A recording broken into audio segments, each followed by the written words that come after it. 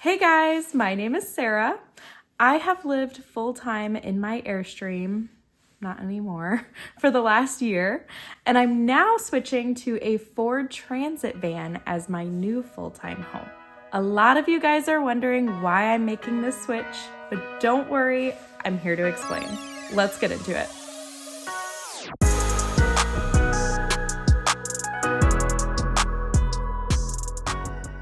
In case you can't tell, I am currently in a house. I'm renting a room in California while I work a contract here, waiting for my van build to be complete. And I'm not gonna lie, it's super weird. It feels like I'm in a mansion and everything is so far away. I keep misplacing things. I'm like, where's my water? Where's my phone? I can't keep track of anything in here. I actually really miss living in a small space and being able to multitask by doing things like my hair and making my coffee simultaneously, but I can't do that here. My friend made the funniest analogy. He said, it's like I'm an astronaut that just got back from a year-long mission. It's so true. Like, I feel so out of place, but I am starting to get used to it, and I'm not gonna lie, the long hot showers are pretty nice. I'll try not to get too spoiled by all of the amenities while I'm here. My van is currently being professionally built out by Drifter Vans in Detroit, Michigan. The build started this month, and I am super impressed with how much progress they've already made. Make sure you guys subscribe if you want to stay updated with my van build, and of course there will be plenty of videos of me living in it as well. All right, let's get into all of the reasons why I'm switching from an Airstream to a camper van. I heavily weighed the pros and cons of switching to a van, and ultimately I think the sacrifices are well worth it, and the van is going to be a much better fit for me and Rue than the Airstream. I'm gonna give you all of the dirty details on all of the pros and cons. This is probably going to be a lengthy video, but you guys asked for it, so here it is. The number one reason I'm switching to a van is to simplify my travels. This means no more hitching up and towing, which may not sound like a big deal, and it's not. I'm totally capable of doing it. I just don't feel like doing it anymore. I'm hoping it will save me a lot of time, not only when it comes to breaking down camp and hitting the road, but I'll also be able to drive a little bit faster as well. Plus, I'll have way less anxiety on the road because I won't be towing a trailer. Another big reason I'm switching is because the compact size of the van versus the size of the trailer will open up so many more opportunities for me. I can't tell you how many times I wanted to stop at a cool restaurant or pull off and check out an amazing view, but I couldn't because I was towing a trailer and it really limited me on what I could do. Not many places can accommodate parking for a tow vehicle plus a trailer. Even simpler things like grabbing some fast food or finding an RV accessible gas station required way more planning than I ever bargained for. The size of the van should allow me to make so many more pit stops than I ever could before with way less planning. Another big reason I'm switching to a van is for safety. In my opinion, I think the van will be a lot safer when it comes to escaping sketchy situations. There was one time I was boondocking in the Airstream and I felt pretty unsafe, but there wasn't much that I could do about it. My neighbors had approached me at sunset and gave me some really weird vibes, and then proceeded to scream and fight all night long.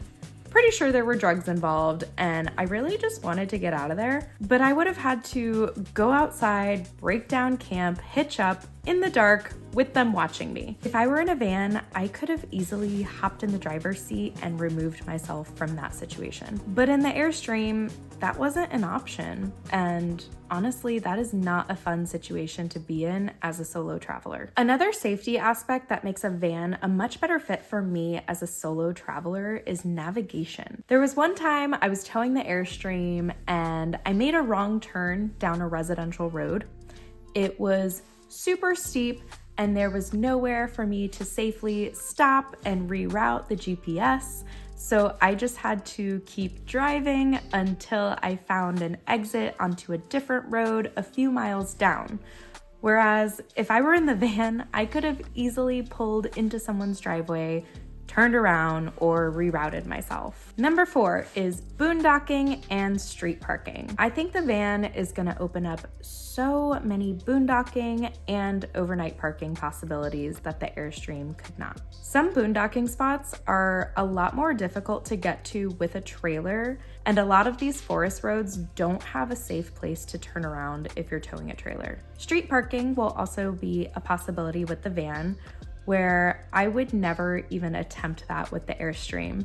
I feel like I would just stick out like a sore thumb on the side of the road in my silver Twinkie, and I would not feel comfortable. Plus, it's super long with the tow vehicle too. So the van is going to be a game changer as far as boondocking and overnight parking spots. In the Airstream, I heavily relied on Harvest Hosts, which is a really great resource, and I will probably continue to use it with the van, but hopefully not as much. If you don't know what Harvest Hosts is, it's local farms, breweries, wineries, and businesses that let you stay on their property in exchange for supporting their business by making a small purchase.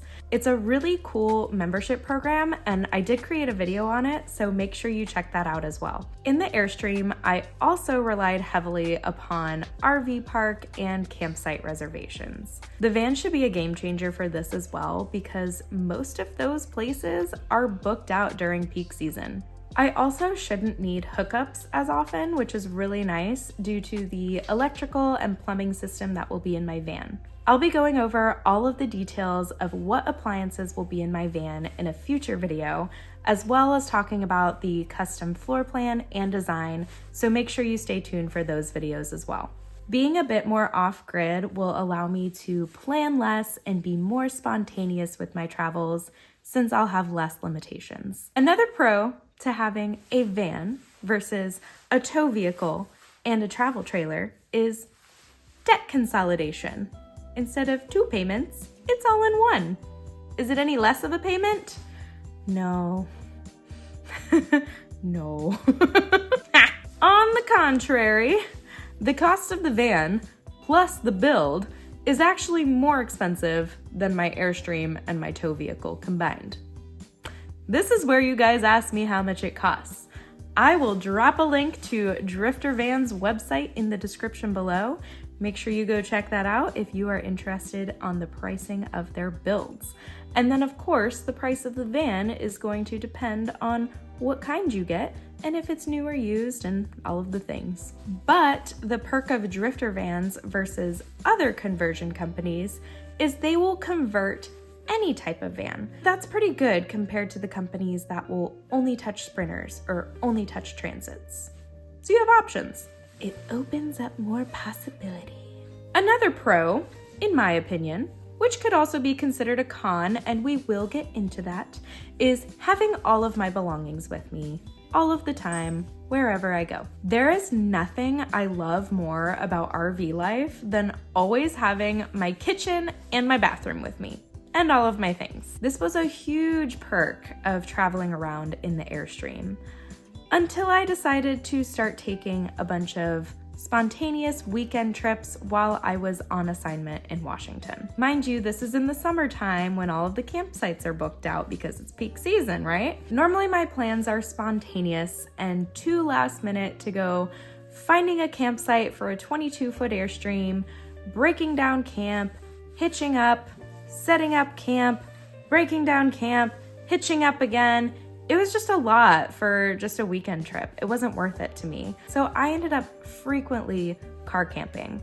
I was constantly packing and unpacking. I was becoming so unorganized and losing track of all of my belongings. Meanwhile, I had a home on wheels that I left behind. And I feel like it defeated the purpose of having an RV.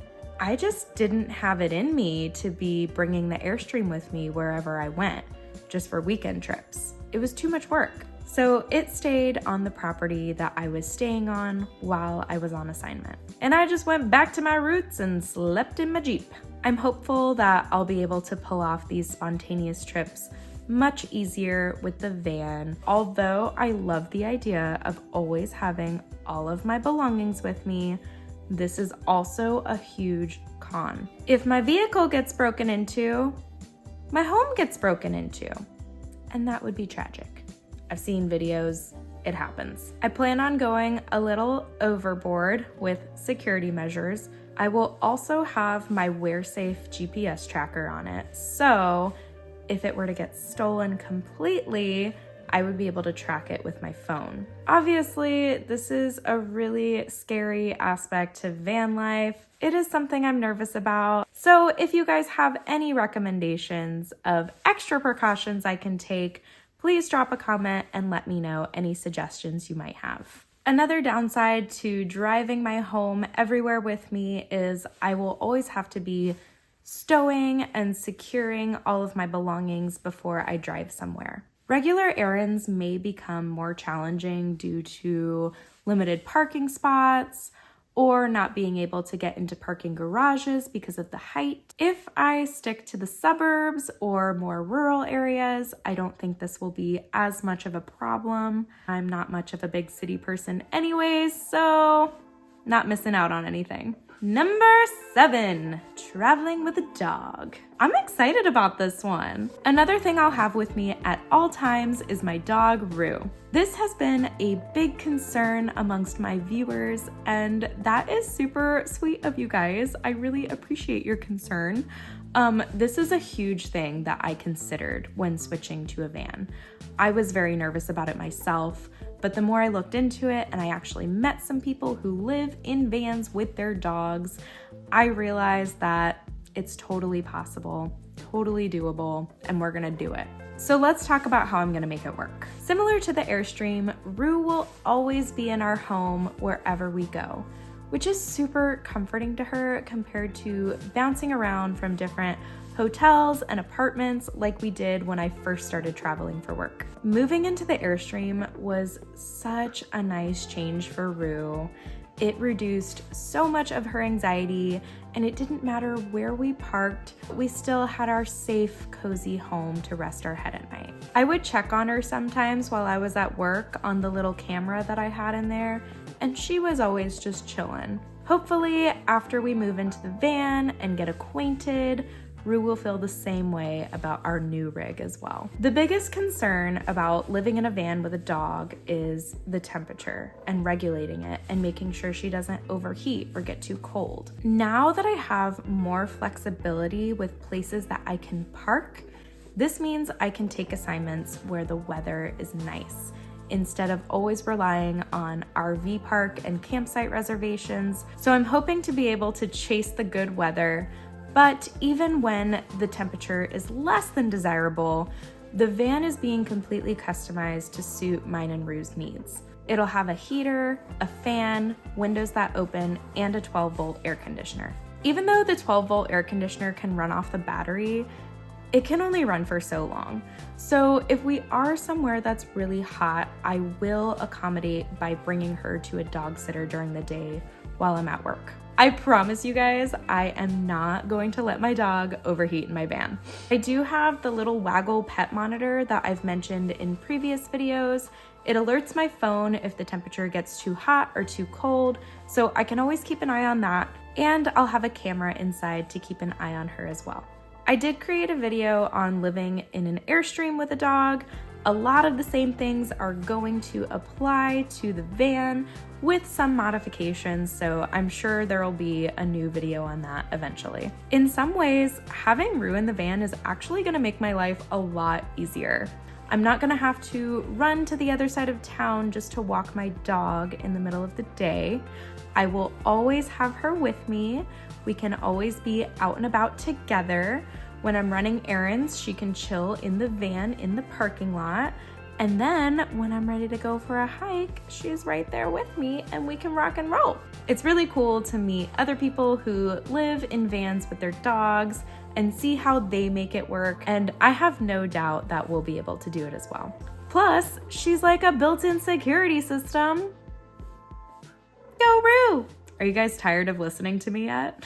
There's just a few downsides that I would like to mention before wrapping up. A downside to boondocking is if I were to drive away for any reason and I come back, someone could have totally snagged that spot in the meantime. This is a very real possibility, and yes, it would be a total drag, but honestly, I wouldn't feel comfortable leaving my rig there anyways. When I boondocked with the Airstream and I drove my tow vehicle away, leaving the Airstream in the boondocking spot created so much anxiety for me.